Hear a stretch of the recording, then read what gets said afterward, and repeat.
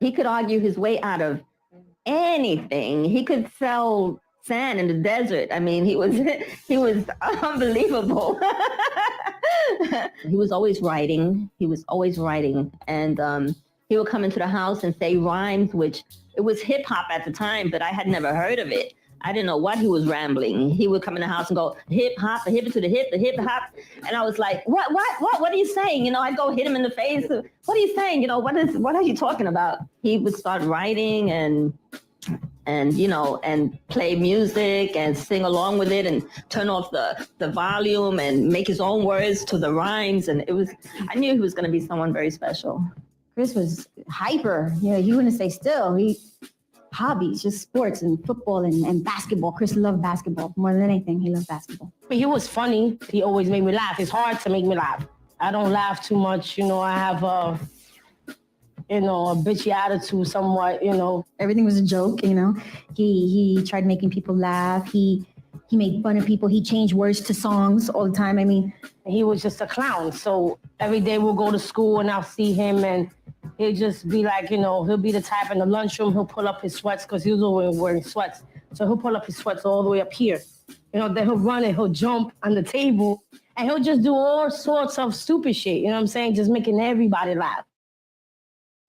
Then, of course, we exchanged numbers and he would call me and we started on a little dating, you know, thing. I introduced him to my mom. My mom took a liking to him. And from there, we just started, you know, chilling every day together.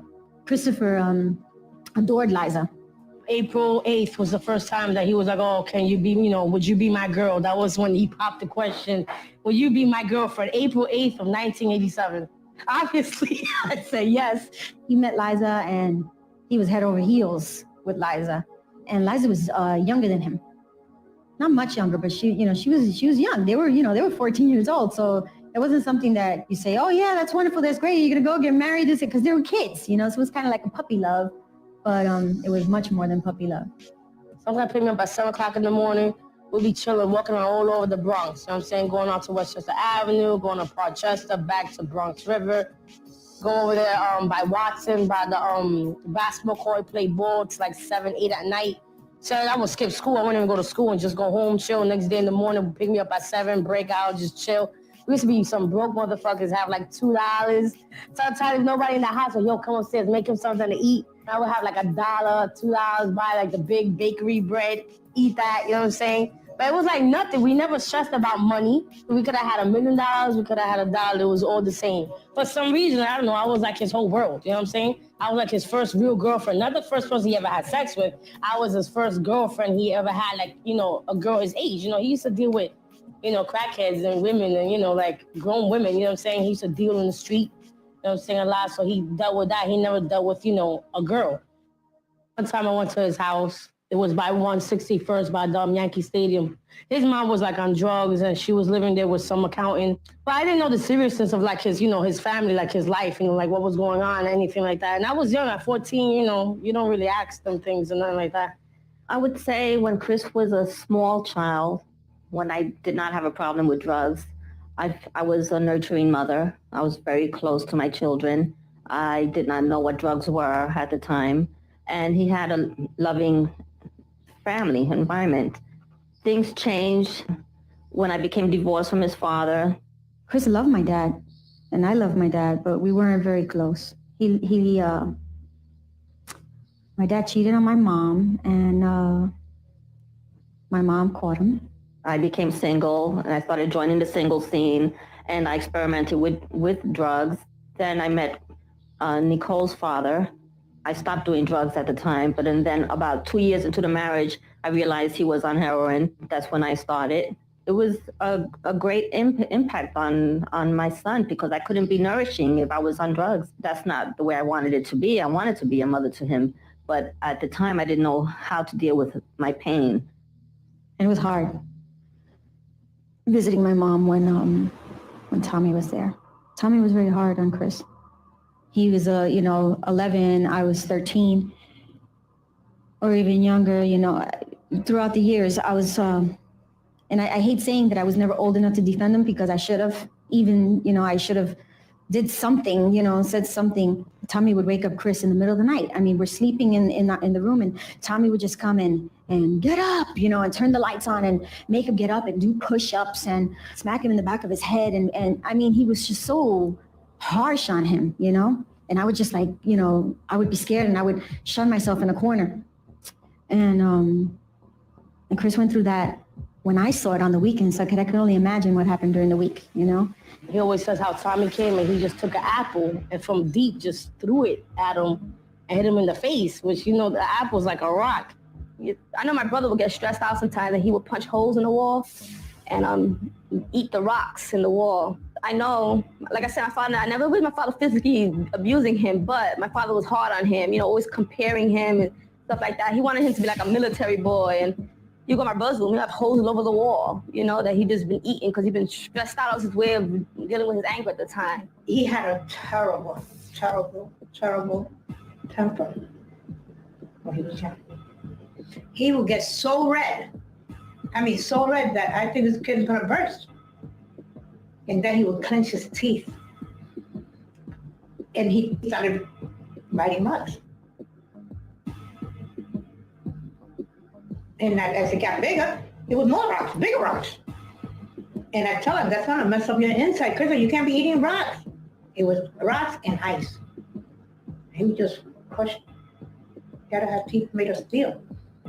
And it was a bad habit, we couldn't do anything about it. Because, not me, he would never tell me he wouldn't get rocks for her, but he had lives of getting all this stuff. And she couldn't. I wouldn't, but she couldn't say no. My father supposedly approached Tommy, but Tommy denied it all, and my mom denied it all. But my mom had a problem back then. She had an addiction that didn't allow her to be a better mom. So she didn't defend Chris. He used to tell me he used to live in Fordham. He was like 7, 8 years old, going by himself to pay Con Edison, which is crazy. I got my son 8 years old. I can never picture him like, yeah, go take this bill across the Bronx and pay a bill, you know what I'm saying, by yourself. He went through a lot of hunger, a lot of, not being dressed properly, not having proper shoes. My brother had a really tough life. Sometimes he did things he wasn't supposed to do. He spent one night in jail, and that's all it took, was that one night. And he said he was never going to go to jail again. That's the worst thing that could happen to anybody, any parent, to see your grandson or child or whatever in handcuffs. I didn't know what to do.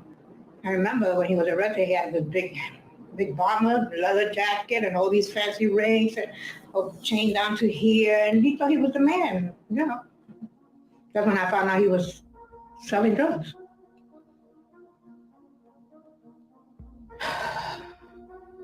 On the way home, I tell him, Chris, I can't go to this. How can you be selling drugs at your age? What are you doing? And he looked at me. He said, I will never get arrested. Ever. I will never let you go through that again. And then I said, where's all that fancy stuff you have? He says, no, they took it. I guess you have to hand all this stuff in. And they're going to keep it. I'll never come back. Never, because I'm never going to spend another night in there. Then he got tired. He was telling his mother that he didn't want to sell any more drugs. And he didn't want to do that anymore. So she told him, well, if you don't sell any more drugs, then you got to leave. So she actually kicked him out because he didn't want to sell any more drugs. Chris was house to house looking for a place to sleep. For a little while, he went to stay with, I have an older sister, Christine. He went to stay with her mom, Linda.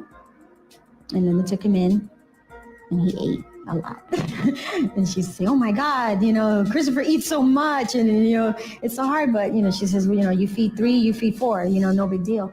And that's how pretty much Chris was for a while. He was just going where he could sleep and where he can get a meal, and it was like that for a while. Chris loved my mom.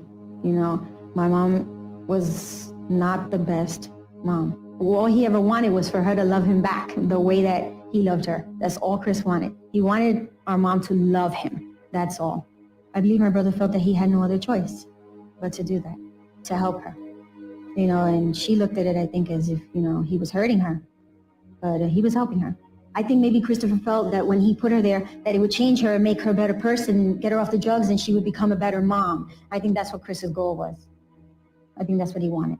That's what he expected to had a relapse, and I had to enter a methadone program, which was very difficult for Chris because I was having problems with Leo with his drug abuse, and I was trying to pull out of that. I didn't want to be caught up in that anymore, but I did relapse, and I realized that I had to get rid of him if my life was going to turn around, if I was going to be any use to my family and be the mother that I needed to be. I was in Puerto Rico. I remember hearing that she was sent to Long Island because they wanted to separate them. And then after I came back from Puerto Rico, then, I met him, but I knew him in the context of the bochinche. So he was basically like, oh, the boy that likes my sister, and they're trying to get him away from her. And then after that, he didn't have a place to stay. He was basically homeless. He was 15 years old, and he was homeless. And so my mother took him in. It was like more of like, I bendito, like compassion towards him because he was like, he was so young and he was in the street and he had nowhere to go. And then basically he became like a little brother and he lived with us. But he never really stayed around in the house. He would leave early in the morning. He would go play basketball and then he would come back late at night. Like he didn't want to be in the way. I think he had that embarrassment that he didn't have a place to stay, that we opened the doors to him and he didn't want to be like a burden. I remember he used to come and eat something and he would want to wash his dish immediately, like if he was a guest. I saw him one day and he was like, what's up? You know what I'm saying? You back? You know what I'm saying? Let's go out. I was like, nah, I'm chilling. You know what I'm saying? I don't want to do nothing. I don't want to get in trouble because it hurt me. It was hard for me to live out there for a year and a half in Long Island. You know what I'm saying? Because I wasn't close to my father. And it was a whole year and a half that I was away from my mother. And I was like forbidden to come to the Bronx. That he bounced to Florida for like a month just on vacation. And he had left his number with my mother. So I'm doing my thing and whatever. And he already bounced to Florida. And then my mother had came and she said, yo, Chris gave me his number.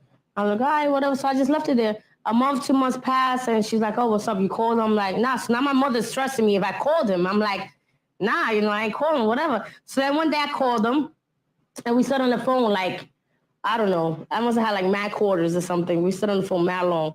He came the next day, the next day he came to see me. I remember exactly what he was wearing. Some blue jeans with a Gap shirt, the classic, Reeboks. And I'm like, I hear him calling me outside the window. I'm like mad nervous, like, oh my God, he's here. And I'm like getting dressed and getting ready and shit. Then I come downstairs and it was like we wasn't never gone. We was never separated for that whole year and a half. You know what I'm saying? We hooked up like that. His grandmother at that time, she was also going to Florida. So he was supposed to go back out there with her. But that's since we hooked up, so then he decided he didn't want to go back to Miami. And then he said, well, but I have a girl named Liza. I said, you know how many girls are in this world? There's girls in Miami too, believe it or not. There's girls all over. No, but that's my first girl. That's my honey. I said, okay, Chris. But we're still going to Florida. So I started making arrangements. And when he saw that it was serious and everything is packing and they're taking the furniture, we're leaving the next day.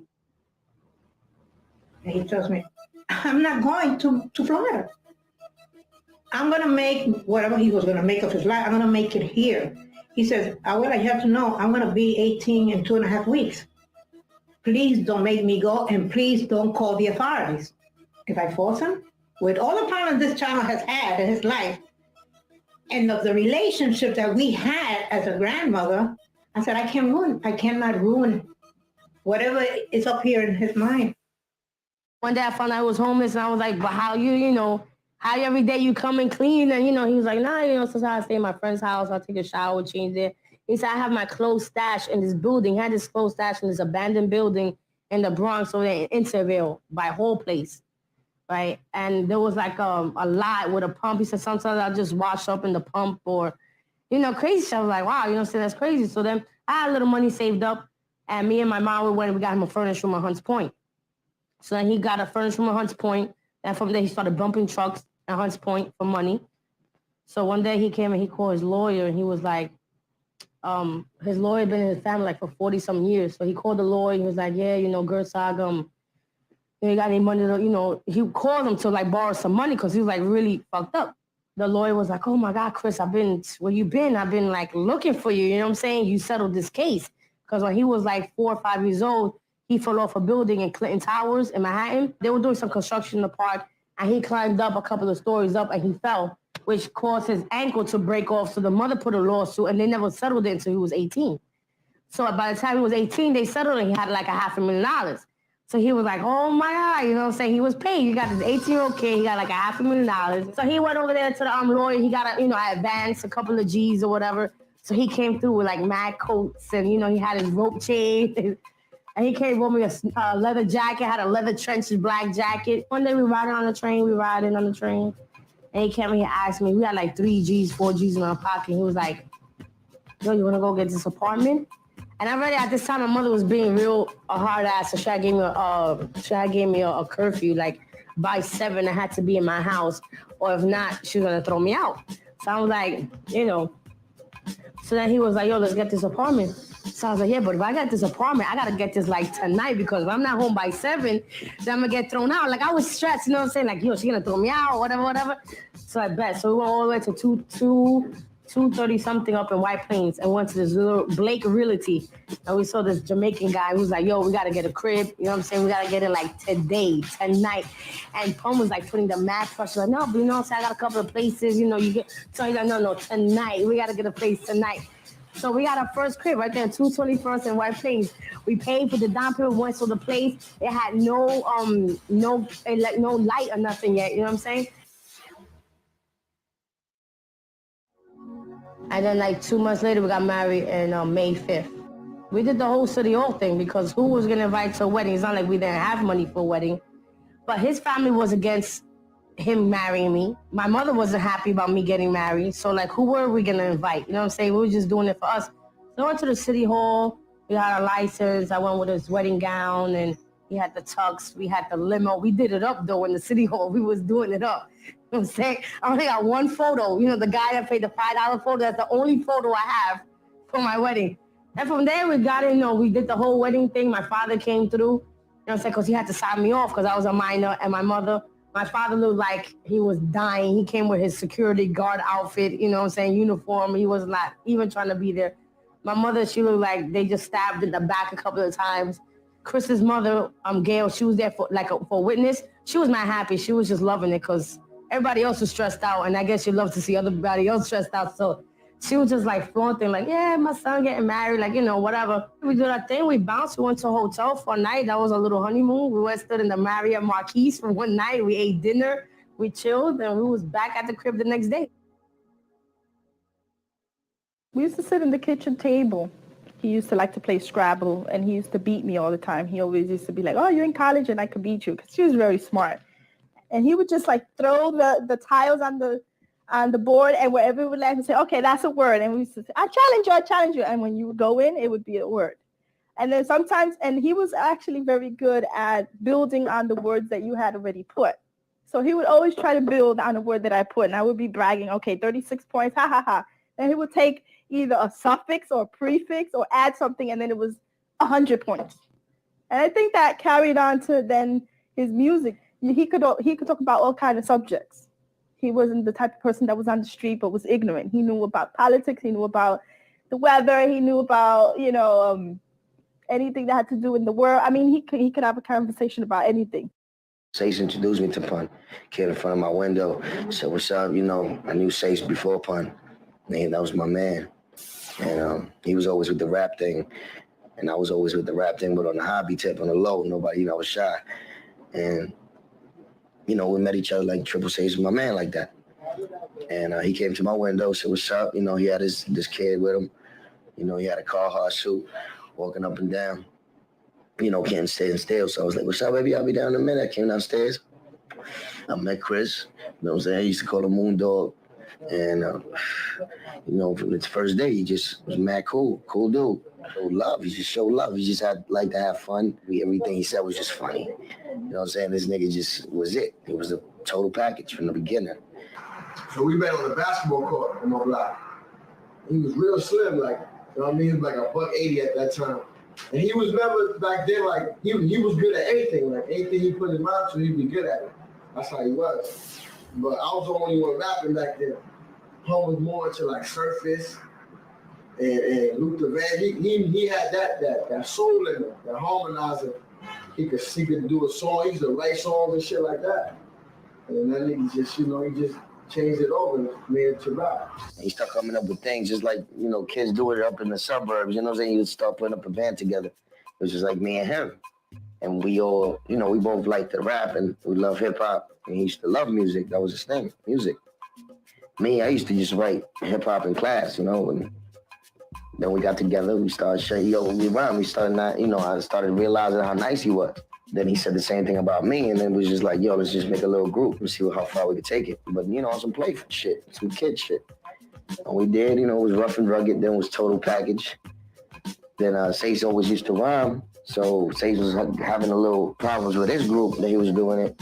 You know, something happened there, and, you know, Sace was like a free agent. So we added him to the group. So that's why we became Full of Clips. Full of Clips is what started everything. That's our foundation. That's where Pun really came from. That's where Cuban really came from. Sace, me. When we had Full of Clips, it was straight up family. I can't even say had because we still here, just minus one. You know, God bless. When I think of Full of Clips, I think about the car, two-door car, all of us in it. Pun. I think about the pellet guns and us bugging out, shooting out windows. I think about when we was hungry, me, Pun, Cuban, and Sace. No money, no food. We used to go park across the street from Kentucky Fried Chicken. You know what I mean? And wait for the cat with the biggest bag to walk out of there. When you see the cat walk out with the biggest bag, I'll deliver. Then as time went by, it started like they started getting more serious. You know what I'm saying? They started coming to the house more, started riding more. 1993 is when they became Full of Clips. Then the politics started getting involved as far as we want to get a deal. So obviously Pun standing out heavy, you know what I mean? Big. He's a big guy.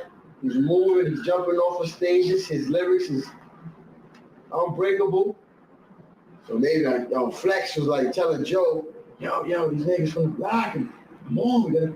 Joe wasn't even trying to even listen to us. Like, Not at all. It was a regular thing, you know what I'm saying? As far as like people coming up to her saying, no, rap, and the kid raps, and we just blows him off because it's like, yeah, you know, I'm doing my thing, whatever. So it was just like that when he first saw us. You know what I'm saying? We, you know, the inner crew had to really put it to his face. Yeah, his inner crew. His inner crew, which was, you know, guys like Flex, Little Hack, you know what I'm saying? That was like, yo, these niggas is nice. First, I heard about Pun through my projects, through Little Hack and Flex. Everybody kept telling me that, you know, it was these Spanish kids that was rhyming, and it was so hard as me as a Spanish nigga to get on where I was like, you know, damn, another Spanish group or whatever the case may be. So one day I'm driving, one of them weird days that I'm driving by myself, and I stop in front of the store and I see these niggas rhyming and shit. So I go in there and get my little Diet Pepsi, and I come outside, and then all of a sudden Pun is like, yo, let me rhyme. First I look at him, I'm like, damn, this nigga's a big nigga right here. So then he started rhyming. He was like, blow the sun away. Me and my niggas play hardball, strictly hardcore. But when I heard him, I was just like crazy, like, oh my God, like, yo, this nigga's incredible. Like, I couldn't believe it. I remember that night I didn't even sleep. I was like just bugging. Like the next day I called him up. I was just finishing off Jealous One's Envy, my album. And he came to the studio and I was doing that record, the dedication. So then we had this one joint that I was putting on, me getting on, and I put him on immediately the next day. Like, I would never do that. Not now. Not never would I just, you know, meet somebody and put them on my album the next day. So I knew he was that nice. And at the time, I knew nobody could fuck with him. The nigga was multi-talented. Like, even a lot of niggas just is talented hardcore-wise. A lot of niggas have a bigger vision, and they can make songs that, you know, are hits, mainstream hits. So I knew to actually take it there. You know what I mean? Which is incredible. Out of nowhere, Fat Joe walks in with this big dude. You know, I swear they look like twins, which is obviously why that came about down the line. And you know, Joe was like, "Yo, this dude can spit. He's ill." He came in with the stocking cap on his head, you know, and he said he's a big Punisher. And just the look alone, he looked like what he was gonna sound like. But we didn't get to him spit yet because J. Rue was hogging the mic, and so was Big Jazz, because of course they trying to break their record. And this dude has no deal, and he hops in, says, "Let me just kick one verse," and everybody steps aside, and he just completely just shatters the mic, you know, where I was just so stunned. I was like, man, he gonna get a deal. Then from there, you know what I'm saying, they were still doing the Full of Clips for a while, you know what I'm saying? But Joe was really feeling him. And then The full eclipse itself was having little problems here and there. Shit wasn't jumping off. So I just told him, so, you're going to get, Joe's willing to sign you, you know what I'm saying? Just do your thing. You put your peoples on. So that's how it started with that. I just told Pun, yo, you the best one. You got to do what you got to do. We get you on, and then, you know what I'm saying, you turn around, and we put your mans on. That was always the goal. That was always the focus. As a group, they were rhyming about stuff that, really wasn't going to pop off. They was rhyming about devil-type worshiping and all kind of crazy shit. I knew that he understood, and he had the talent it took to become a star. So, of course, we got Pun on it. He was happy because not everybody could get on. So he was on it. We put them on records, and we let them ride and be on the videos and do everything and just roll with us. And we finally, after Pun Pop, I got Terror Squad Records. I signed Cuban and Sace, as we was going to work with them, you know what I'm saying? And we was just going to put them on and put their records out because that was a promise that Pun had made them. If one thing I know about Fat Joe, he's a businessman. You know what I mean? So I feel he saw the opportunity. This is a cat that's hot. He on the rise. He repping the Bronx. He got style. He got delivery. And, let me jump on this. I remember when he came one day, he was like, oh, I met Fat Joe. You know what I'm saying? And I was like, who's Fat Joe? You know what I'm saying? He's like, oh, what's that song that he had? I got a flow, Joe. And he's like, the guy who sings, I got a flow, Joe, I got a flow. I'm like, word, who's watching videos all the time? Like, that him, the Boricua cat. I'm like, word, that's cool, whatever. Then I remember he came to the house. That was the first time I met him, and they chilled, they talked. And from there, we just have meetings on and off. And he would, break out with him, on shows and tours. And then from one day to another, you know what I'm saying, he told me that he was getting signed, which, he wasn't, I don't remember the exactly specific day when he came, yeah, I'm getting signed, you know what I'm saying? But I just remember always Chris being in work mode. He was always writing. He was always with ideas. Me, personally, I was growing. Like I did, I shot you. I put him in the video. All my videos, Hustling is the Key to Success and all that. I had Pun in the videos. I was doing remixes for my songs like Wishful Thinking with Be Real, Coogee Rap.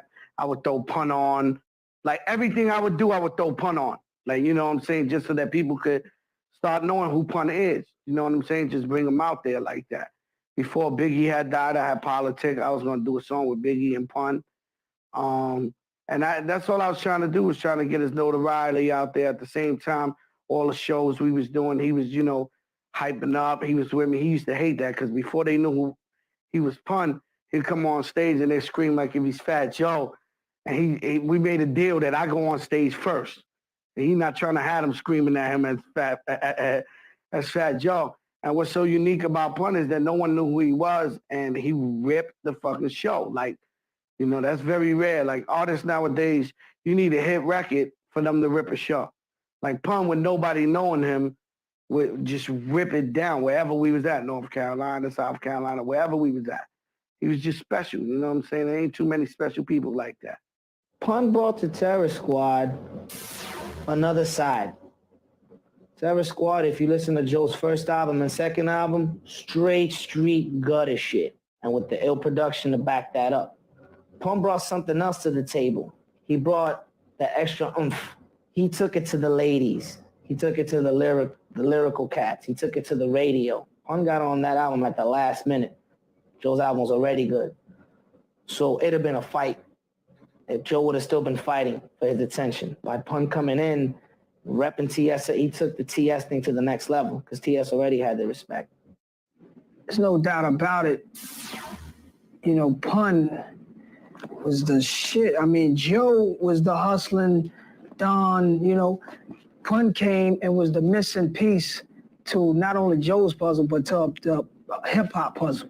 So just by Pun getting down with Joe, it saved everything. It saved him. Joe was his manager. Joe was the guy who talked for Pun when it came to like big meetings with Steve Rifkin and all that, all the big dogs. Joe was his voice. And Joe's voice became more powerful after Pun kept delivering his hits. It was a perfect team. It was just a perfect team between them two in business. But it didn't even out when it came to Pun's once. Even though Pun wanted a lot of things, Pun deserved it. Pun made millions of dollars for people. Pun kept a lot of people alive to this day, kept their reputation alive, kept their name alive, made people feel proud of themselves, built this whole shit. This is Pun's idea, right? That we living out. Oh, that was his brother, man. That was, you know, that's what it is, man. That was one right there, them two. It was one, you know what I mean? And like I said, you know, that's all I knew is every time I seen him, I knew he was right there with him. It goes the same way. So, you know, as far as them being, like I said, celebs to me, it wasn't like that. I looked at the niggas as like, yo, that's family right there. Shit, if it was a little baby argument, we all would laugh about it, you know what I mean? Business and friendship, you're gonna have some clashing with each other. And I've seen Joe and Pun have their clashes with each other, but still they didn't let it show to the public or to the industry, and the records didn't stop, you know, coming out a certain way. They still came out the way Pun liked to put it out. You know what I'm saying? And the one thing I liked about that is, again, I fought many times with my partner, but at the same time, we always let the music overpower any differences between us. And they showed the same signs of that. My job was to take care of Pun, to make sure that nothing happens to him, make sure that nobody takes advantage of him, make sure that he wouldn't go to jail for 1,000,000 years, because he definitely could have been a candidate for going to jail for 1,000,000 years. He had a far belief on reality. You know what I'm saying? This guy would be walking around with 10 guns. 10 guns gives you 30 years in jail. So I was also, you know, the big brother that would nag him. You know what I'm saying? So I can remember a bunch of times when, you know, I used to go to his house and throw everybody out his house and just be like, yo, get the fuck out of his house. And, you know, Pun, he'd just be like, yo, yeah, you know, y'all got to go, you know what I'm saying? So he would do a lot of stuff. I'm more careful. I'm a lot more careful and aware of what can happen if you do certain things. But Pun, he really didn't care. Wasn't scared of the cops, wasn't scared of this, wasn't scared of that. And that used to scare me, that he wasn't scared of nothing. Can't be pussy. That's it. Yeah. He did not want to look like he was pussy at all, to nobody, anywhere. He'd do whatever. He didn't care how many platinum records he sold. I mean, he summed it up in one interview one time the best. He said, you understand about me. He said, I'm a man about pride. He said, you know, you can do this to me, you can do that, but as soon as you disrespect me, you know, I'll kill a nigga. I don't care. He said, I kill him. And I would spend my whole life in jail, probably crying every night. You know that, but the fact that you disrespect me won't stop me from killing you. I remember he was out with Joe or something riding around, and it came on the radio. And he had called me to pay attention to the radio that was going to come on. And he called me. He was like, oh, how do I sound? You know, I was like, you know, his voice, it sounds different than, you know, on the radio, you know what I'm saying? His voice than him talking to you in person. But I was happy. I was like, yo, it sound hot. You know what I'm saying? It was good. He was excited. He was good. You know what I'm saying? He was happy about it. Because me and him sat down. And one day he told me, you think I'm going to go?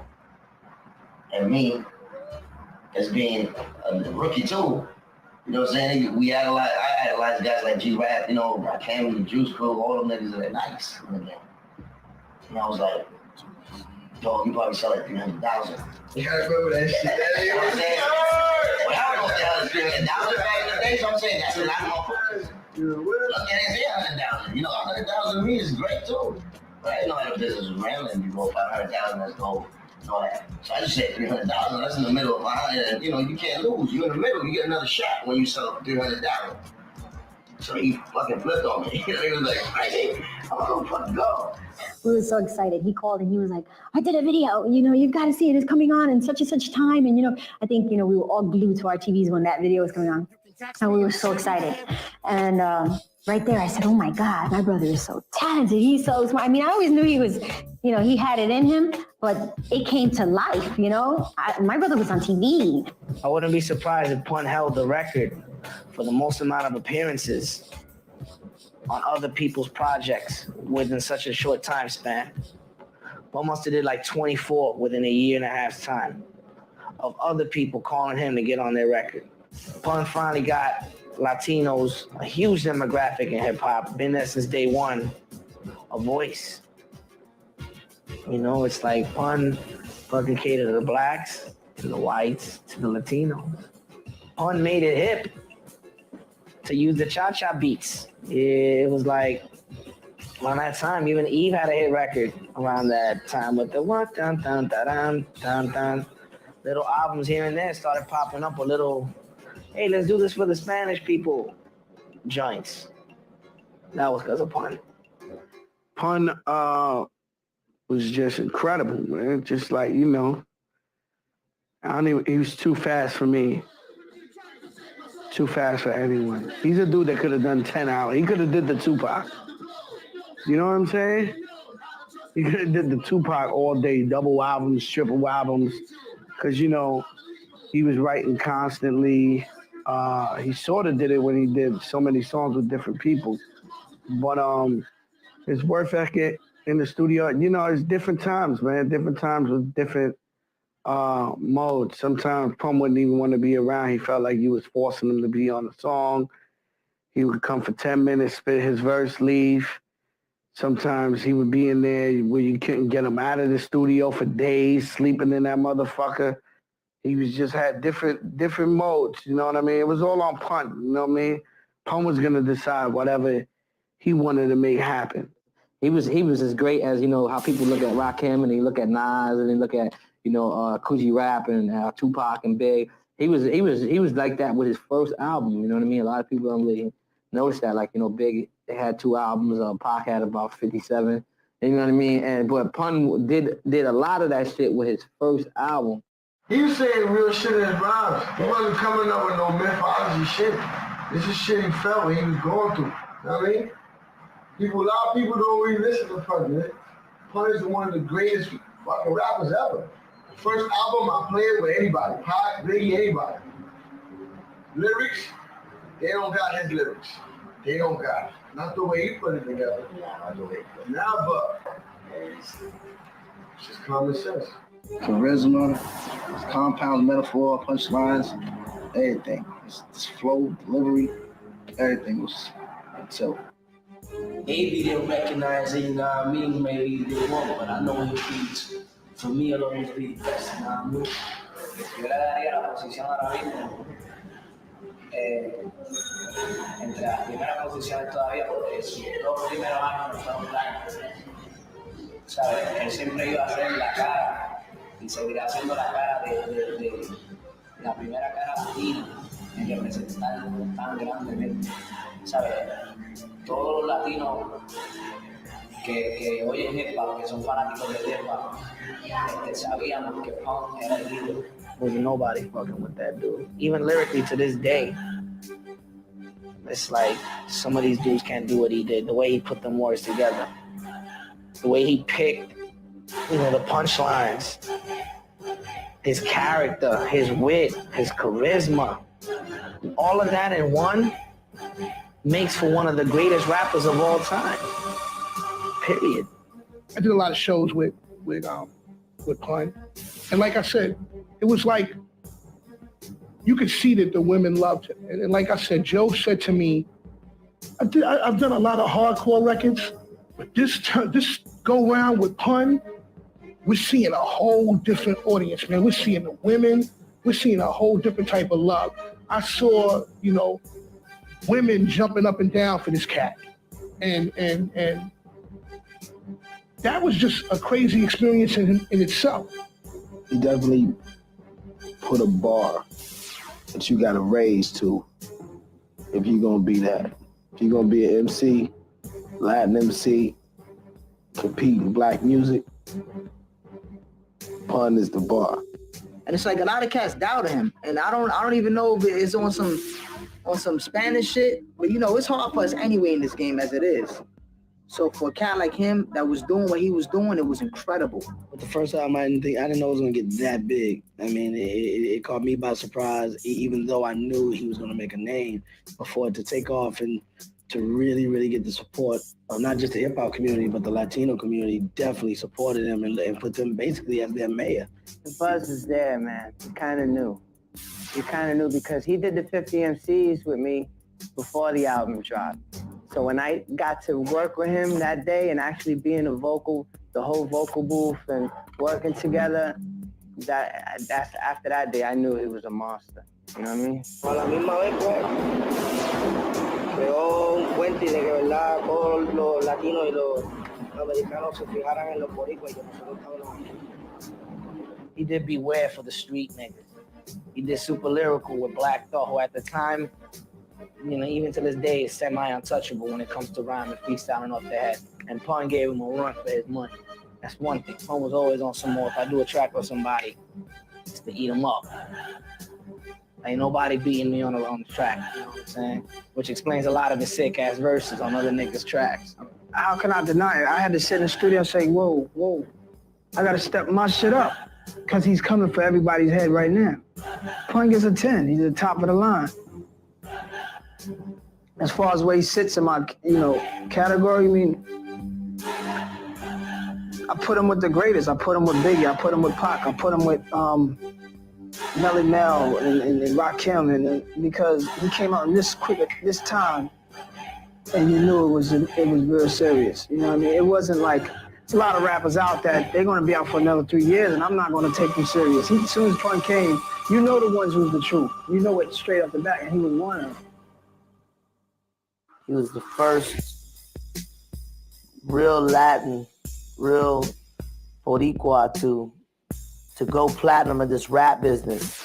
It let us know that there was love out there for us.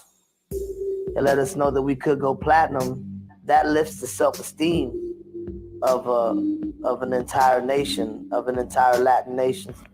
See, Pun is one of the dudes that value the true essence of the game, and how could he not still be a player? He's not in it to be MC Hammer. He wasn't in it to be one of these fake niggas. You know what I mean? Pun kept it gritty. I'm saying so. And you could tell that with his rhymes. You could tell the shit he knew about, the shit he was talking about in his music. The niggas loved hip hop. So, I mean, he's always gonna be that player. The game sucks. A lot of dudes don't really emphasize on the MCing aspect or even the lyrical aspect. They just rap. Pun put thought into his music. You know, Pun kept niggas on their toes. You know, Pun would have hip hop fans like, yo, did you hear what he said? You know, and he's so needed right now. So needed right now. Because not that many people are doing it the way he did it. Set off a trend. Remember that. First Latino nigga to go platinum. That's extra real right there. And that shit go worldwide. You know what I mean? That shit go all the way around the world.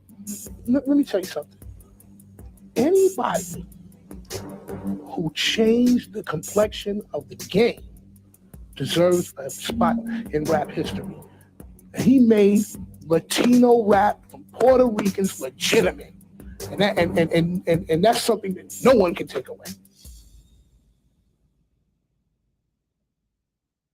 I remember when he went gold, he felt good. It was like he did it. He accomplished something, you know what I'm saying?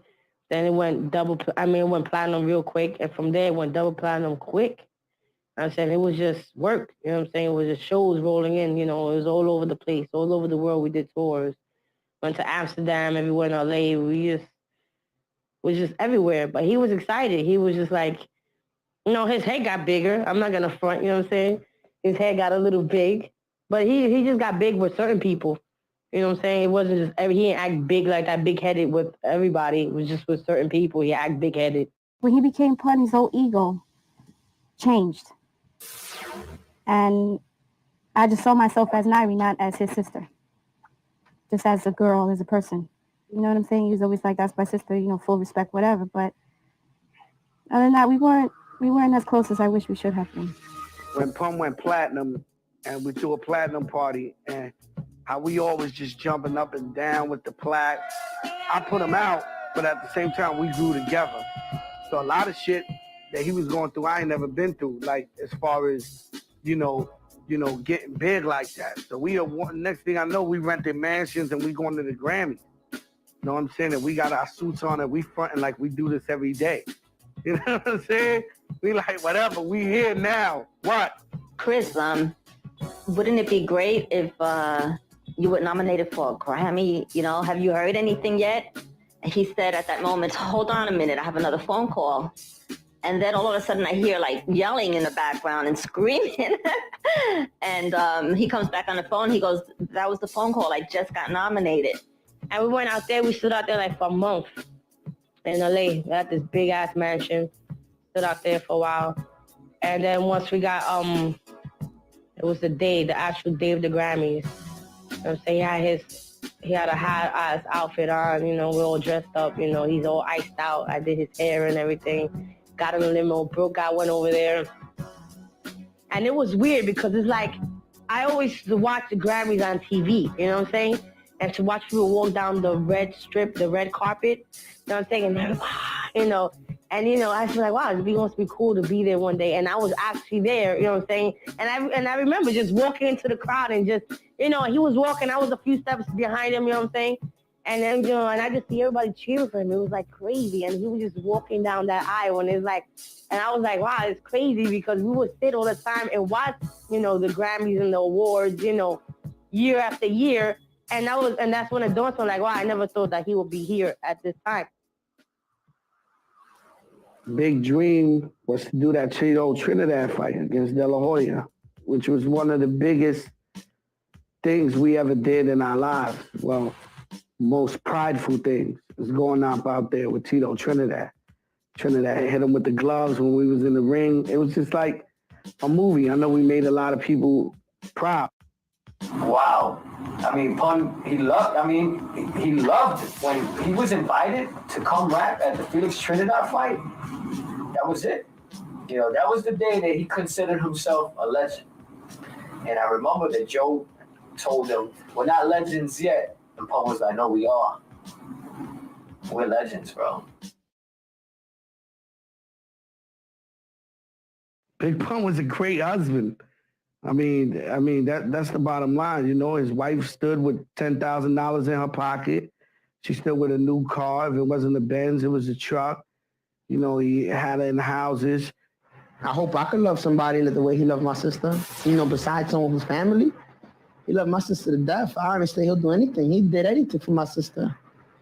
No matter before the rapping, before all that bullshit, there was always, he was there. He supported 100%, He could have easily blown up in peace, what I'm saying? I'll find some dumb bitch to do everything for me too, That's easy to do.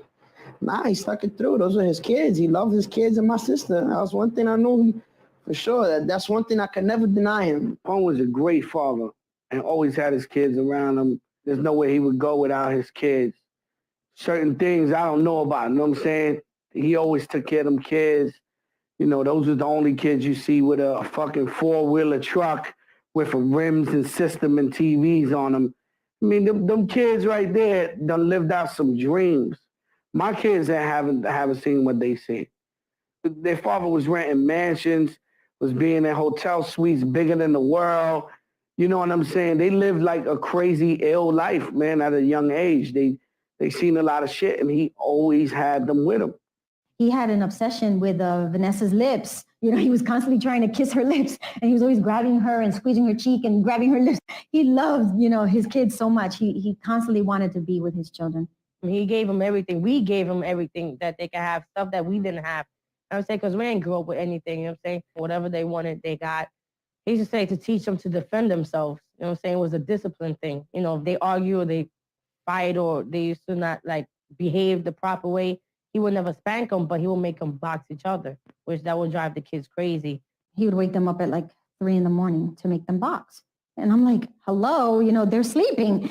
Liza, wake up the kids. And Liza would go upstairs and get the kids and bring them down, and he'd put their gear on, and he'd make them be knocking each other out. For his son or something, he'd be crying or whatever, and he'll tell his son, yo, go put on the gloves. Tell his daughter, go put on the gloves, and he just had them thumping. You know what I mean? This way, they, that's real shit right there. You know what I mean? Because A lot of kids grow up, and 9 times out of 10, your mother's babies you. My son falls on the floor. You don't hear nobody going, ooh, because my son falls on the floor. I get the fuck back up. You know what I mean? And people who don't do that, a lot of times, their kids grow up to be soft individuals, and that's the one thing I respect about Pun as a family man is that he taught his kids self-defense, and not just the boys, the girls too. You know what I mean? The girls up there swinging their fists too, and that's something real important to me. You know what I mean? Because a lot of kids go out there and they get hurt, and things of that, and it lowers their self-esteem. So that's a great reflection for me, from my point of view, of a great family man that Pun was. You know what I mean? You see how tough they are now. That's because Pun got them tough. You know what I mean? He disciplined his kids. He showed them what it's gonna be like. His daughter fucking to knock you out right now. It's the bottom line right now. You know what I'm saying? You might beat up little Chris. His daughter will knock you the fuck out right now. So as a father, I think he was a beautiful father. As far as I know, Big Pun was a great father. Wow. As far as in the house, it was a rule that you couldn't fall asleep. Whoever was the first person to fall asleep, you was risking yourself from getting wet. We invented a game called, he invented it, but I named it, called Wet Dreams. And he just, you see you go to sleep, you're chilling, you're 5 in the morning, you're drunk, and then you just smash you with a bottle of water and then, cold ice. So you can almost catch a heart attack when you wake up. That's his games, to the extreme. So fun though, fun. We caught it on cameras. This is Big Pun with Wet Dreams on channel Dick in Your Mouth, www.dickinyourmouth.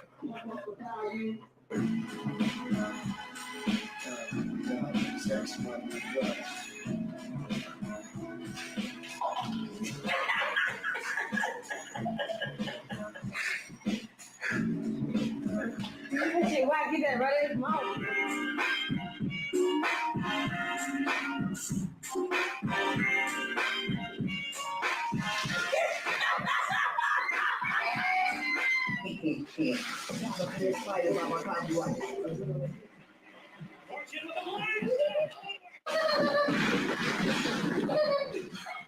We went to All-Star Cafe. So we all sitting at the booth and shit, whatever. So Tone's man goes to the bathroom and shit. So he leaves his phone on top of the table and shit. And yo, that shit was mad funny. The whole afternoon, Pun was fucking around going like this, like under his stomach, and putting that shit in niggas' faces so they could smell that shit. Yo, that shit smell like ass. So Pun takes the nigga's phone and rubs that shit up on his stomach and puts that shit back. So I'm dying. Money comes back. We just die. Everybody's laughing. You know what I'm saying? The niggas like, damn, everybody laughing at me. The nigga's phone ring. Yo, they grab the phone. Niggas like this talking. But that nigga just goes. Yo, nigga made that. Yo, that shit was just like the funniest shit in the world, man. He had a lot of respect for me, man. You know what I'm saying? There were certain things he wouldn't do in front of me that he would do in front of other people, whatever the case may be, all the way around. He didn't even like hanging out with me because he knew he couldn't do his crazy shit. Like shoot fucking old ladies with water guns out his car and trying to make people catch heart attacks throwing the M80s at him and shit. I wouldn't let him do that. So with me, I'm boring. I'm whack. Saying, yo, Pun, we don't need a gun right now. You know what I'm saying? Yo, I got 4 right now. Yo, Pun, we don't need that right now. He knew how to have fun and we were laughing. But his dark side, which was basically my whole, it was more bad times than good times. You know what I'm saying? And, the main reasons why I had all that jewelry and all them cars was because out of guilt. They were guilt gifts.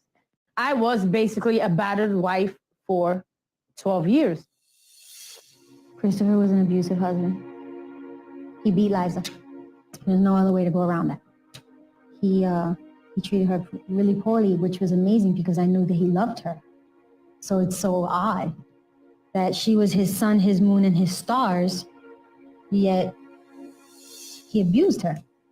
He wouldn't want me watching talk shows. Because on talk shows, they talk about cheating and they talk about abuse and talk about whatever. So for me not to get any ideas, you know what I'm saying? He didn't want to have no girlfriends because, they bad influence or whatever. say they want me to go into school because, God forbid I get an education. I realize, what the hell I'm doing in my life. There's so much more I could do out there. You know what I'm saying? So he just tried to keep me, in his palm of his hand. And he would do that a lot with fear. I'm saying by kicking my ass, putting fear into my heart. I was there when a lot of things happened.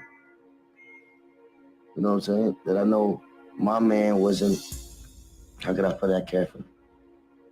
Basically, I was there in incidents where I seen a lot of things I wish I haven't seen. That also affected me, you know what I'm saying? Because I always remember, I was 18 years old, 19. I'm still learning, you know what I'm saying, things about life. And, but there was a lot of things that I seen that I didn't back him up on. My relationship as a friend is to just sit back, you know what I'm saying, and just be a friend. And I kicked the truth many times.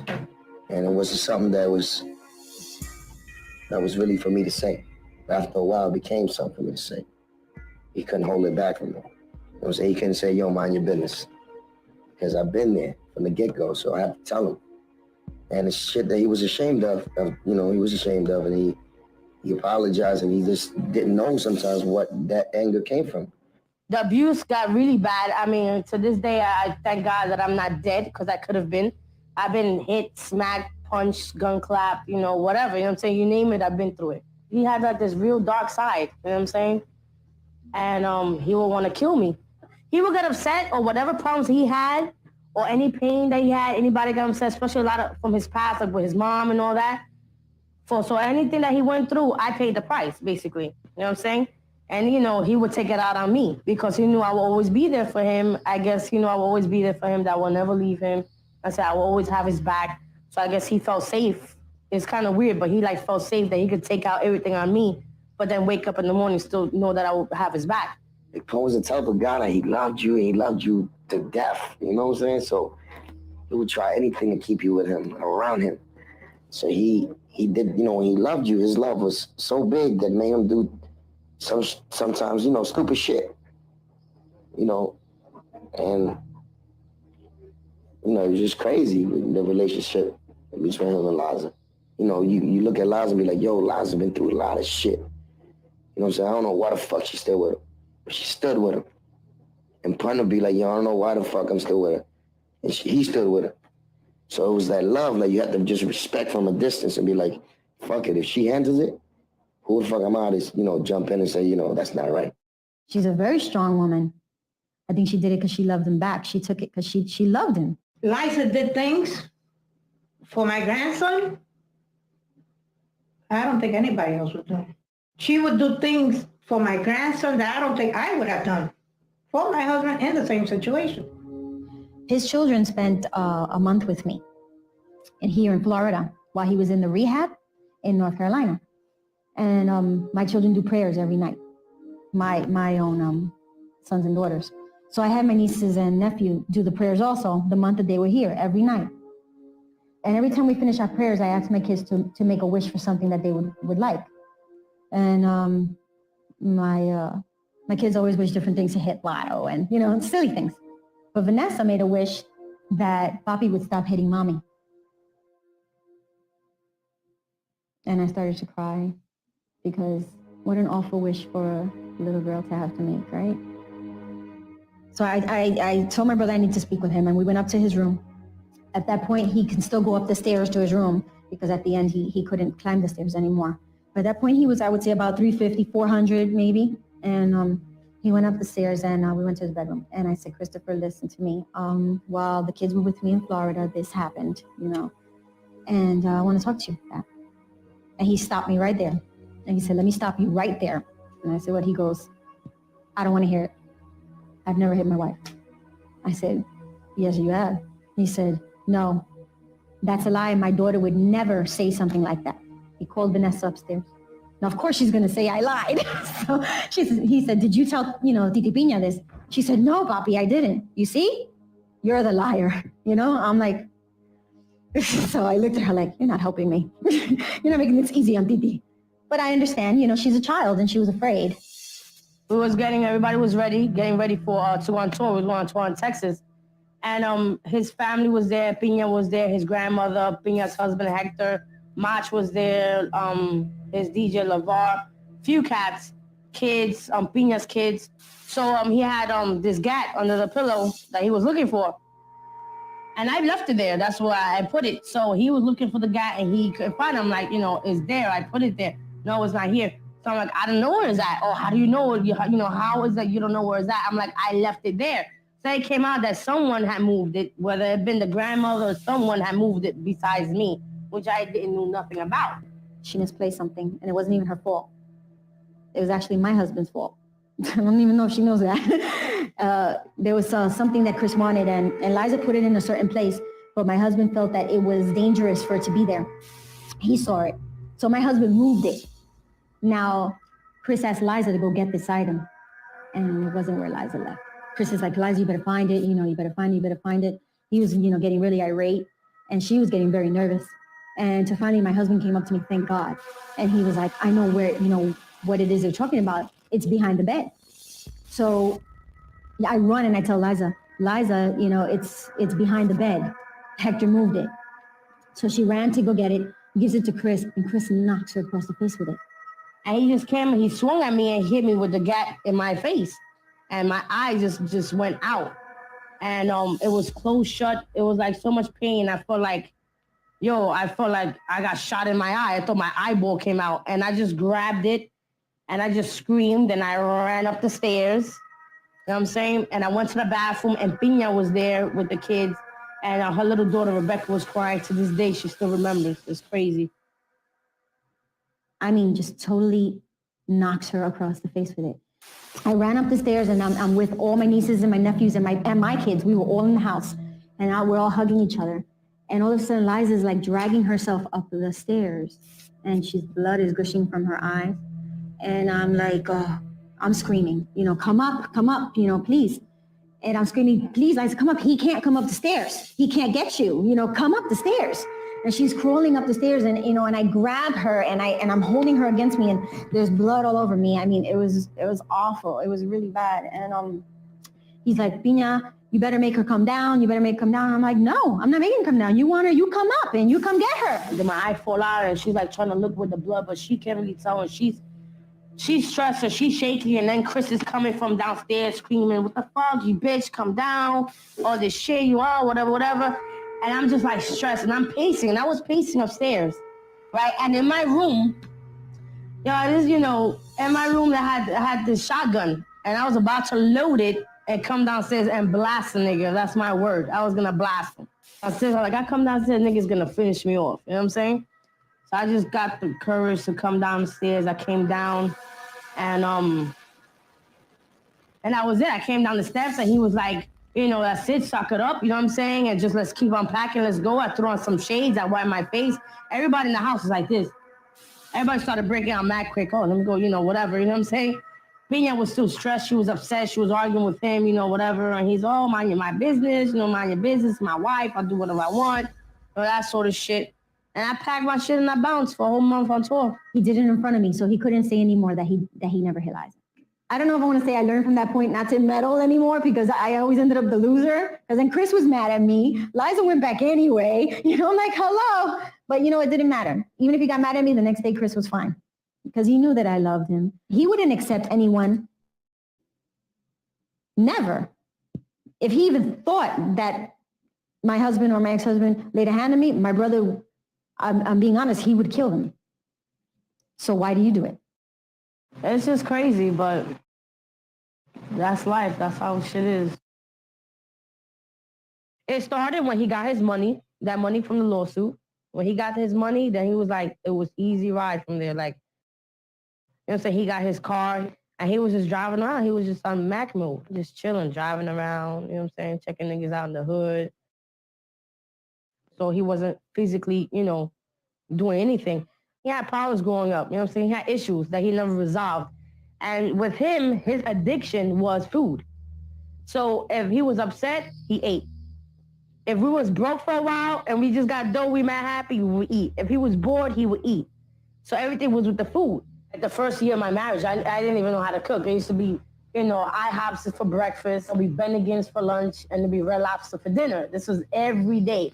So then the weight started escalating a little more. Not so much, little here and there, little 2 sizes. Oh, now he's a 40, now he's a 42, you know what I'm saying? Going to a big and tall store, the 2X, the 3X, the 4X shirts, then it was the 5X shirts, and then it was the 6X shirts. After 6X, they don't make any more than 6X shirts and big and tall. So I'm buying 6X shirts, and then I'm like stretching them out. I always do this thing with the shirt. If I had a shirt, I would show you. I take the shirt, you can put your sleeves, you put your hands up in the side up here, and you just stretch it out. And put it around your back and just stretch the shirt out. So I had to stretch the shirt out, you know what I'm saying? And I will put my feet inside the shirt. This is the whole process for him to get dressed. I'll put my feet in the shirt, then I'll put it under my butt, and then stretch the shirt up this way and put my legs on the shirt to make it long. Because after I made it wide, now it's too wide, but now it's up to here.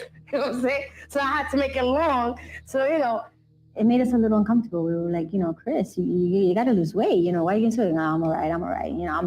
I'm strong, I'm this and that. I'm like, okay. But what I saw when it was becoming pretty much an addiction or a sickness, what he had, we used to go out to McDonald's or Burger King. Chris loved fast food. And he had this thing that he always had to have Liza's last bite of food. No matter what they were eating, Liza could not eat the last bite of the meal. He had to eat it. So he had his own meal, plus Liza's last bite, her last 2 fries, her last bite of the Big Mac, whatever it was, he had to have it. But that's everywhere now. Every restaurant they went to, every meal, his meal plus her last bite. I would say, Chris, all her last bites add up. You're having like 2 extra meals a day. There was times that he would eat a lot. But then there was a time in his life that he would just eat like a normal man. You know what I'm saying? Whether he had gland problems or, I have no idea. I know he has heavy family on his mother's side. But like I said, he never checked himself in the hospital. He never used to the whole time that I was with him, the whole 10 years, he never went to a physical. He never went to the doctor, nothing like that. You know what I'm saying? It became a problem after a while. I remember after when he did the first album, he was on the first tour, he was heavy, but he also held his weight pretty good because at 300, 400 pounds, he was still riding bike. He was still playing basketball, running around. And on his first album, he was maybe like 450 pounds, but he was on tour. He was running around doing shows, illest shows, you know what I'm saying? Not a problem. And then towards the end of Capital Punishment and going into Yeah Baby was like a period there that he wasn't really doing anything and he'll just be home, you know what I'm saying? So from there, he started getting a little heavier and heavier. And then from then, he couldn't fit into no more big and tall clothes. Now I got Troy from 5,001 Flavors, I'm saying, doing his clothes. And it just got worse and he would just get heavier. And after a time, he knew there was time that he had to lose weight. And he went through his time that when he was like 400, 450 pounds, he would try to lose weight. He would go to the gym where he had his trainer Mitch and he would box. He would train there. And after he stopped that, when he got into the music, he couldn't really do the whole boxing thing as much. But then in the house, you know what I'm saying, he would talk about like how he wanted to lose weight and I'll go buy healthy food and I wouldn't fry anything and bake, the stuff. And he'll have me sit down with a list and a paper of a whole schedule, what time he's going to wake up. Everything was like to perfection. But then comes the next day and say he wouldn't follow through with the plan. He said he going on a diet. I walk in the house, I better not see no Chinese food. I better not see shit. And my wife admits to sneaking them food behind my back. Everyone did. He liked to eat. What the fuck? That made him happy. I used to give him chicken wings. I used to give him all that. I'm like, yo, what the fuck? Yo, when they almost beat him down over that shit. I'm like, what do you mean? Yeah, man, he used to like the waffles, man, with the this. I'm like, yo, it's incredible, man. You know what? What could you do, man? In this world, you just gotta try to find happiness, man. When he used to go out with Joe on shows, and sometimes it would be hard for him to get dressed. So without me being there, so I started realizing that it was going to be a problem. And then as time escalated even more, it started getting worse. And then there was a time that he couldn't do anything for himself. He couldn't use a bathroom by himself. He couldn't take a bath by himself. He couldn't get dressed by himself. Couldn't clean himself by himself. I did everything. I was basically like a home nurse. It was like a job. I was nervous. I was nervous that he was going to stop breathing because he was losing his breath in his sleep. So that's when I started getting really worried, and I would tell Liza, is he going to choke? And she's like, no, that's how he sleeps. He's fine. But to her, what was normal to me was, fear. Pun came in the crib, and every place he went, he sat. It's like, and this is my first really time kicking it with him. And I was just like, I'm that kind of cat. You know, if I meet your man for the first time and he's high, I'm gonna go to somebody and say, yo, man, your man's real high, you know? If I meet somebody, so I seen it, I'm like, yo, is he really carrying that weight? Okay, you know? They all, yo, and I said, nah, just ain't right, you know? And then next time I seen him, it was like we would stand. It was like he was standing like on one foot and stuff. I'm like, yo, man, that ain't healthy. Doing a Mr. Servon video shoot. That's when I had asked him, you know, we had talked about the book thing. And before he can answer about him trying to write a book, he was standing up in pain, couldn't answer. But before he was about to answer, someone had left from the sofa that was about 10 feet away. When he saw that, his eyes opened, and the closest I've ever seen to Pun run was to that couch. Like, it was hurting. Once he sat on that couch, he answered any question. You know, Pun was just talking. We was all in a group talking, and he just fell asleep. Like this is how we talking right now. It's like all of us, you know what I mean? Everybody, and he just fell asleep, and it scared me because I ain't never seen that shit. Like, you know what I mean? Like, I never seen that shit in nobody. Like, you know what I mean? Like, because he was, operating like, yo, Nori, no. And then the next second, I was like, yo, Pun. And then he was just snoring and shit. And I was like, yo, I didn't know what it was, but I just knew it wasn't good. You know what I mean? When we went out to the Grammys, he was calling doctors to find out how much it cost to do the stomach stapling. And he wanted to do it. Family member of mine told him that it was dangerous. So he, you know, Chris was very paranoid to begin with of doctors, you know? So he totally changed his mind. I don't want to do it anymore. I don't want to do the stomach stapling. So there went that out the window. I got upset with Chris because he didn't want to listen. So I went over his head and I called Steve Rifkin. And I told him, look, my brother is very overweight and I'm worried about him. I know you look at him as dollar signs, but he's my brother. And you guys better figure out a way for him to lose this weight because he's not listening to me. I can't afford to go and take him to the doctor, but you guys can. So you take some of that money that you're making from his album and you go pay and you get him to a doctor. I don't remember what Steve told me. I think he said, like, you know, Chris is a grown man, you know, and he knows what he can and cannot do or something. You know, I'm not sure exactly what his words were to me. Steve was a little sharp with me. Now, Christopher got upset, not with me, but with Steve for getting sharp with me. So he called Steve, and I don't know what he told him. But then the next day, Steve called me to tell me, look, we're going to put him in a doctor. You know, I apologize if I offended you in any way. I mean, Steve was very apologetic to me. I didn't mean to upset Steve, you know, and I didn't mean to upset Chris. You know, I had like a set goal. I just want my brother to get some help. And, you know, sometimes you have to step on some toes to get what you want. And, you know, I stepped on a few toes.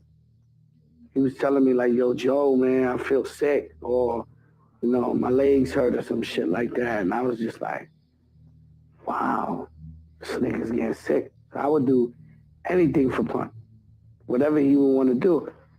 So we forced him to go to North Carolina.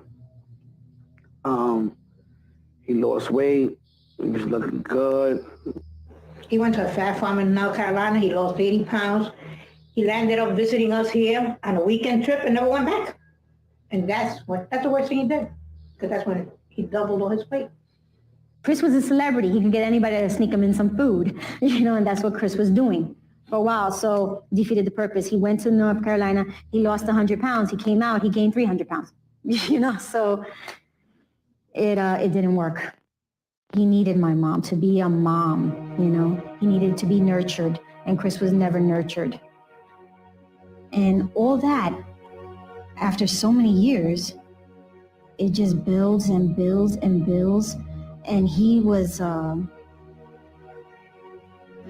just full of anger and confusion. I think he was confused. He didn't understand why he was treated the way he was, why he was shunned out, why he wasn't given the love that he should have received as a growing child, you know? And all that built up in him. And I believe that's what made him so depressed. That's what made him eat the way that he did. Then as he ate so much and became so obese, that made him depressed. Because even though Chris was big pun and everybody loved him and he went out, there was so many things that he couldn't do because of his weight. He couldn't go to take his kids to an amusement park and get on the roller coasters and the rides with the kids. He couldn't do it. He couldn't go to an amusement park, period. I would tell him all the time, let's take the kids to Disney. He would say, okay, how am I supposed to walk around Disney? I say, no, they have those little motorized wheelchairs. Oh yeah, pun on a motorized wheelchair. How cool, you know? All that mentally affects you. I kept telling him, oh, Chris, you're living my dream. You know, I always wanted to be on stage. I was always the one that was into the performing and, you know, and he goes, yeah, well, you're living my dream. And I'm like, what dream is that? You know, you're married, you have children. He's like, no, you're fit. You can walk, you can breathe, you know. And I think that was a real heartbreaking comment that he made to me. And I think that was kind of hard for him to admit. God gave you a gift so you could give your children what you never had. And you're just throwing it away by eating KFC and buckets of hamburger. This doesn't make any sense, Chris. It doesn't make it. I will go there and make him salmon. I'll make him lettuce and tomatoes. And he would say, yeah, I'm going to eat what I make. I want to lose without losing weight. I'll give him apple juice, you know, things that I said is good for him. Then I go to bed early. So he knew that at 10 o'clock, I was going upstairs and going out. I would come back down a bucket of KFC and the hamburgers, and I would say, Christopher. And you know what? Under the pillow somewhere with the salmon, with the tuna, whatever, oh, he was terrible. He was terrible. I never saw anybody eat like this. I was dying to get Chris to go to a doctor because Chris was paranoid with doctors. I don't know what the fear was, but he was afraid of doctors. And I'm like, you know, my doctor's really cool, Chris. You know, you can go there. He's real cool. He's going to be down to earth with you. He's just, you know, going to take some blood and check you out. Nah. Come on. He's like, nah, but what if people see me going into the doctor's office? You know, people are going to automatically assume I'm sick. And then they're going to write in the magazines that I'm sick. And I'm like, all right, there's got to be a way around this. I call my doctor. You know, I want you to see my brother. You know, is there a way we could get him in there without anyone see him? He said, sure, bring him in through the back. And he comes in through the back door and he's in the parking lot, and I open up the back door. He's sitting there, he's leaning on a car, having trouble breathing, and I see this massive person. He must have been like 700 pounds plus, massive, having difficulty breathing, really, having shortness of breath. I immediately saw that, very apprehensive coming in.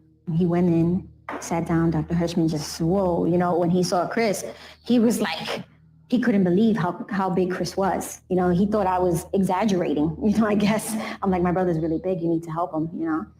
But he heard me, but he didn't realize it until he saw Christopher.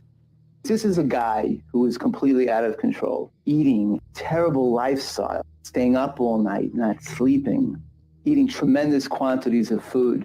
And I had to really, really scare him, but in a nice way.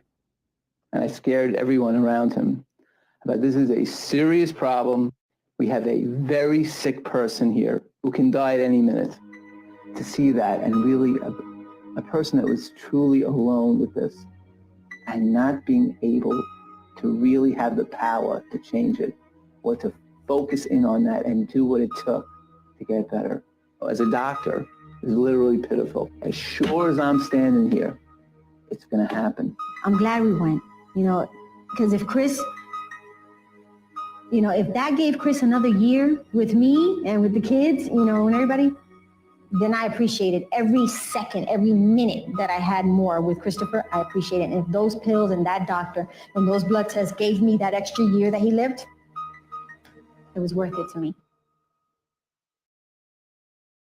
Sometimes we'll stay here for 2 or 3 days and go to the studio, stay there in Sony studio in the basement for 2 or 3 days, then come back up here. And when he was in the studio, he was basically working. And when he came back up here, it was just, 2 or 3 days out of the rest, him catching up on the writing, try to go down to the pool so he could work out.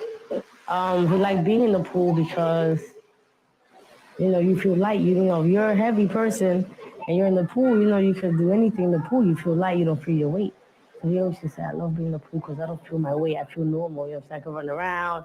I could jump. You know what I'm saying? I told him, Christopher, I'm going to go across and buy the kids some things at the Toys R Us because the hotel had a tunnel that connected to a mall. He didn't want to let me leave at all. It was just so odd. He goes, no, don't go to Toys R Us. I said, I want to buy the kids some presents. No, stay with me. Don't leave me. I'm like, okay. I said, well, I'm going to go downstairs and get them some candy from the lobby. No. Send Liza, send somebody else. Don't go. Reef, Carlos, call anybody to go down. Don't leave me. I'm like, you are weird today, So we started talking about his weight, and he said, Pina, tell me something. He goes, you think that stomach stapling thing, you think it really works? And I said, yes. I couldn't believe he brought it up again. I was like, yes. He goes, I think I want to do it. And I said, well, Chris, I'll do everything I got to do. I'll call the doctors tomorrow.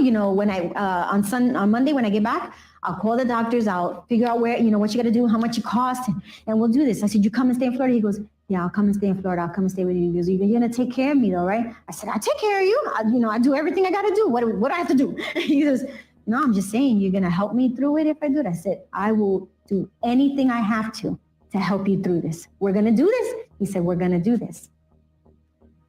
So he says, I don't want to sleep tonight. I want to stay up all night. He said, let's go to the pool. I said, my flight leaves at 6 a.m. I'm going to sleep. He said, no, let's go to the pool.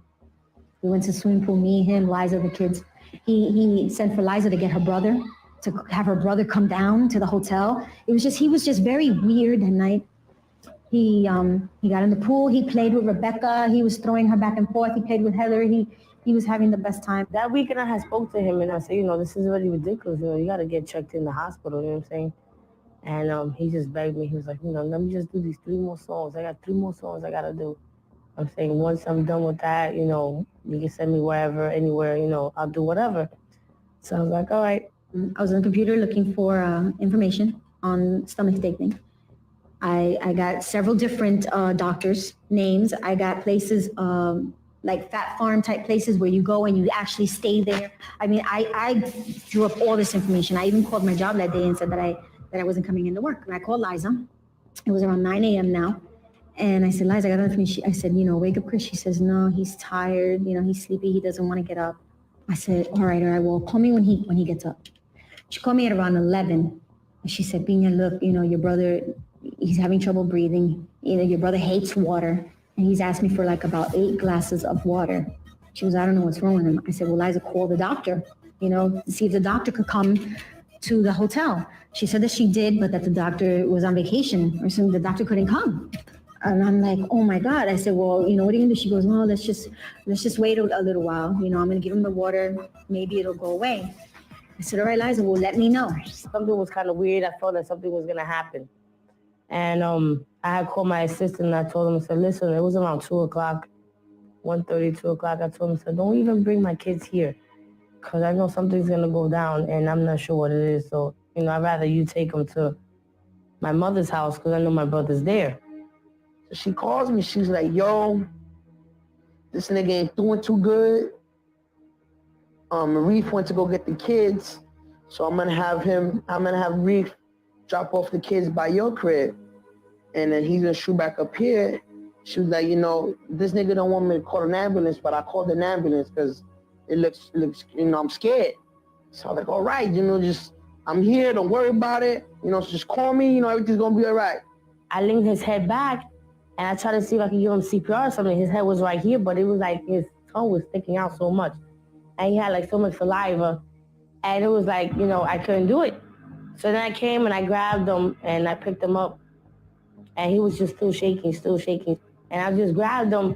And, for that minute, I was like, oh, my God, I'm losing my husband. He's dying on me. You know what I'm saying? And it's like his whole life flashed in front of my eyes. I just, saw everything from the beginning to the end, everything that we've been through, everything that we've gone through.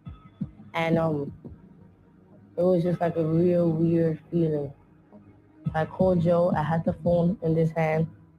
And then I had my other hand on his, by his phone. And I'm telling Joe, you gotta come down here, right away, there's shit going on right here. So he's like, right away. So he hung up the phone. And right when I hung up the phone, his pulse, I didn't feel nothing on his neck. He had no pulse. And like 2-3 seconds later, the paramedics came. Basically, I gave him their space, you know what I'm saying, like 15, 20 minutes. 5 minutes later, the kids come. So it's like, yeah, what's up, kids? Hey, here, watch TV. Boom, it was like 3 o'clock already. The kids coming out of school. So they watch the TV. Boom, the phone rings again. Nala calls me. I come over. She's like, yo. ambulance here, this nigga stopped breathing. She was like, yo, he's not breathing, you know, they working on him. I'm like, I'm bugging. But then I gotta go back to the kids and everything's crazy, you know. Well, mommy and daddy be here in a little while. At this point, they came and they brought a dolly because that's what they had to bring him out in. And I'm running around from this room, and I have my kids' room next door here, and I'm bringing them sheets and a whole bunch of sheets and blankets so they could tie his hands, and they tied his legs together because he was really wide. While they lifted him up, I'm holding his head. They lift him on the dolly, they place him there. I get a pillow, shove it in the front of his head. And from there, they just rolled him out all to the front, went up the elevator, down the back, out the pool. Once we got to the side of the building, the ambulance was there, so the guy was taking out the bed that's already in there. You know, the metal pieces, they were emptying out the ambulance. They could put the dolly up in there. And from there, I really broke down. I just started crying, and I prayed so hard to God, like, please, just let this, you know, just let this, you know, that he comes out of this. So at this point, the doctor comes in and she sits down and she says, oh, Miss Rios, I'm sorry. At this point, I started crying and screaming. I told her my life story like in 2 minutes. I was like, oh my God, I've been married with him like for so long. You know what I'm saying? I've been with him since I was 14. I just went through the whole thing, my 3 kids, and it was just like crazy. It was just really crazy. And to go back there where he was at, they opened up the curtains and he just sitting there, just laying there on a dolly in the middle of the room, real low to the ground. And I just sat there and I just held him and I kissed him and I cried and he still felt warm. And I was just like, I couldn't believe that, you know, that it was ending this way. You know what I'm saying? I took the phone. I said, Liza, you know, what's going on? Is he in the hospital? Is he okay? She said, Bina, he didn't make it. And I said, what do you mean he didn't make it? He didn't make it to the hospital? You know, is he in the hotel? She said, he didn't make it. You know, your brother died. He didn't make it. And I can't explain to you what that felt like. It was like a building fell on me. It was, I can't explain it. It's,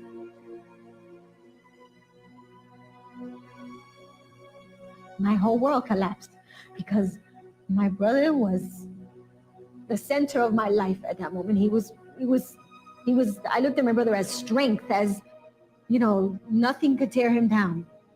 You know, why was this happening? I said, it can't be. I was just there yesterday. Liza, I just left. I was just there. She said, I know, Bina, I know. I said, I can't. I just started screaming. I threw the phone to the floor. But you know what? Then Liza said, you need to call your family and let them know. I'm like, I had 30 seconds to grieve for my brother before I had to become now the family. You know, I had to let everyone, I had to call my grandmother. I had to call my mother and tell her that her son died. I had to call my uncles. I had to call my sisters and I had to call everyone. So I had 30 seconds to bang my head against the window. Because that's what I did. I went to my sliding glass door and I just didn't want to believe it. Then I got the phone and I called my mom. My mom didn't believe me. And I stood with the phone in my hand, just staring at the phone, just like in shock, in a daze, like praying, God, don't let it be happening now. You know, it's too soon. My son cannot leave me yet. You know, he's got so much going for him, and he's, you know. I'm used to young people dying by getting shot. You know, a lot of my friends died, you know, by getting shot, killed, or accident. You know, I never seen a young nigga die because he was fat. You know what I'm saying? Shit, you know, broke my fucking heart. She just broke my shit. You know, we went to see him. Right there, he was laying down right there. And we just, I cried my ass off for him. And I apologize for everything. I love him to death. You know what I'm saying? That's my brother. So, no matter how fat Pun was, we didn't think he was gonna die.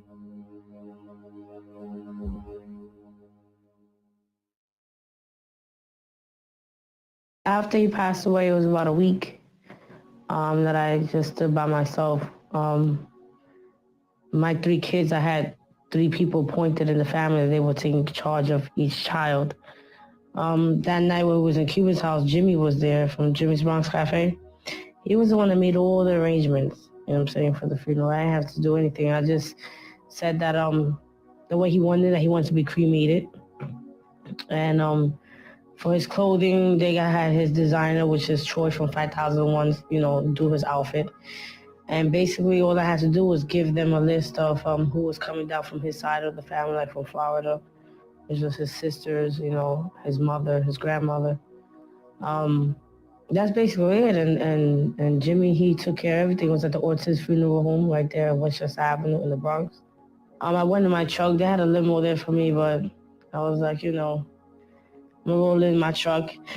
And I had my kids with me, and I had my family behind in the limo. We got there. It was already crowds of people, cameras, a lot of reporters, police. It was a weird feeling because, I'm here, I don't know how I'm going to react to see my husband, laying there. And when I got there, I didn't even think about it. It was just so many people, so much commotion going on. I felt like mad pressure. Reporters trying to get a comment, you know what I'm saying? I'm like, these people better stay out my face, for real, you know what I'm saying?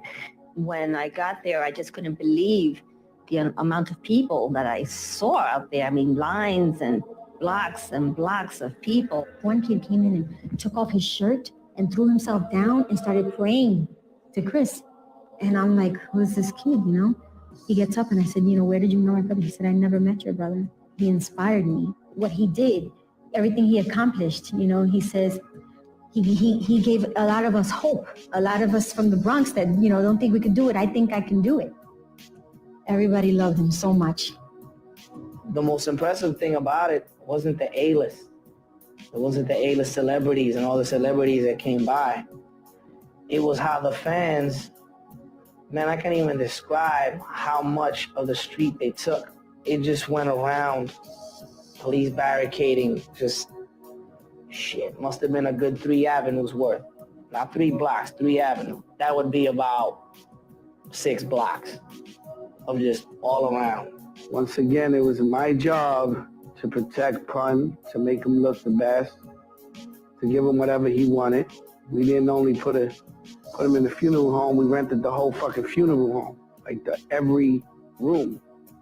We took how there's 4 different funeral rooms? There was one for refreshments. There was one for flowers. It was just, very emotional, man. Very. People crying over his casket. I mean, pain. Every member of Terror Squad had a tear in their eye. I can tell you that much. Every member. Whether it be friend or foe, whoever it was, whoever went, whoever passed by, walked by the casket. We made like an orderly procession of it. We didn't want anything to be said that it was a mockery. That's why we made sure through Jimmy's and, Mr. Rodriguez and his family and our friends, and we made sure that even our security staff from Jimmy's Bronx Cafe worked that event. And we held it down so that no one could say anything like, oh, this such and such a thing happened at Pun's funeral. No, nothing. It was clean, beautiful, and it went perfect. The funeral was really weird. It was like you get a lot of mixed emotions because I understand that he was Big Pun and he was famous and people loved him and they admired him, especially in the Bronx. We all grew up in the Bronx and he refused to leave. He said, this is my home, this is where I'm staying. And, he was born there, he was raised there, he died there, and he was buried there. It's like you want to go in there and you want to be with the family and you want to grieve and you want to mourn. But then at the same time, the way they had everything set up, it was like a museum. And at times I don't know, I had very mixed emotions about it because people were coming in and, they had the ropes around it and everybody's looking at him like it was King Tut's tomb or something, like, this is my brother, this is a person, this is not a display. It was more of a spectacle because we believe in going to church. When you're on the way to the cemetery for your last rites, we believe in having a Catholic priest there. We didn't have that. We would not ask. We were totally ignored. I stood in a corner with my family, and it was like we were not part of what was going on. The day that we're going to the cremation, we go slow. We go slow. We go by his block to give the people a last look where he came from. None of that was done. I don't know who it was, but we got to the car was going, the limo was going maybe 80 miles an hour. I never saw anything like this in my whole life. It was just completely disorganized. But I also say young people don't bury young every day. They were probably trying to do it their way.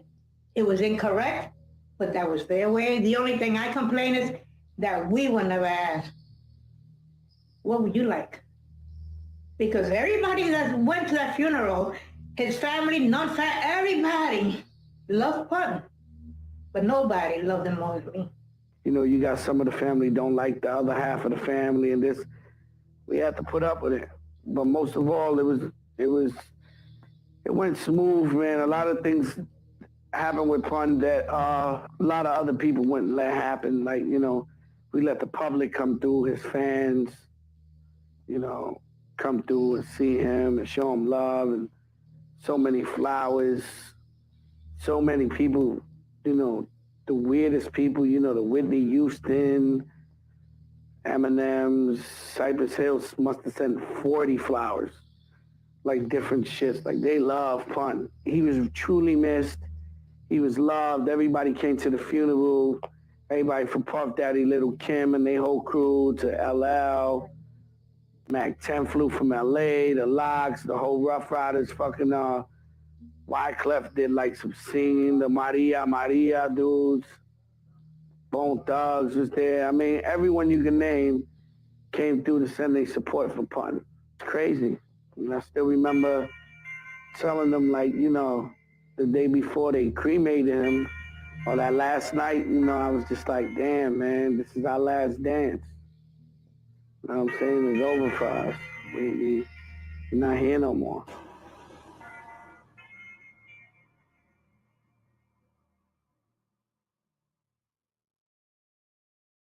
My life with him was very loving, and he gave me so much, but yet he gave me a lot of hell. And him dying, you know, part of me died, but then it's like part of me started to live again. Like, it was the end of one part of my life, but it was the beginning of another. And it was the worst day of my life because I was losing my friend. I was losing the father of my kids. You know, it was the first man I ever been with in my life, with, you know, my first boyfriend, the first guy I had sex with. I just didn't know how I was gonna.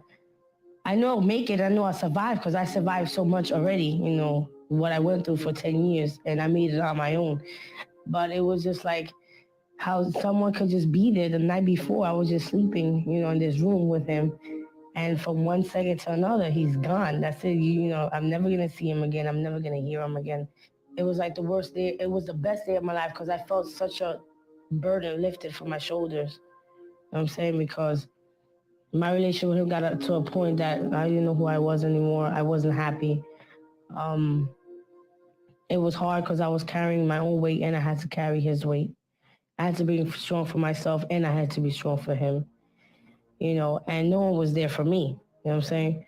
So, and just the fact of being a battered wife and trying to fight for my identity and my freedom. And I didn't, you know, it was a lot of things that went on with the marriage, and it was like the best day of my life because I didn't have to deal with that no more. It was over, you know, because even if he survived and we would have broke up, he still would have gave me hell. I still wouldn't be able to, you know, get on with my life, or he still would have been there, you know. And there was no way that he would have been alive. It would have been separated. We always would have been together.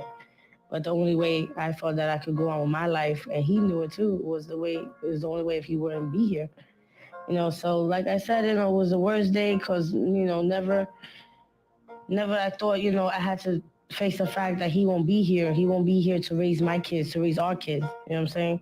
He's not gonna walk my daughters down the aisle or speak to my son about, you know, the first time of him having sex or, you know, things like that. But it's the best day of my life too, because it's like he put me through so much drama and I experienced so many things behind him that I'm just glad it's all over.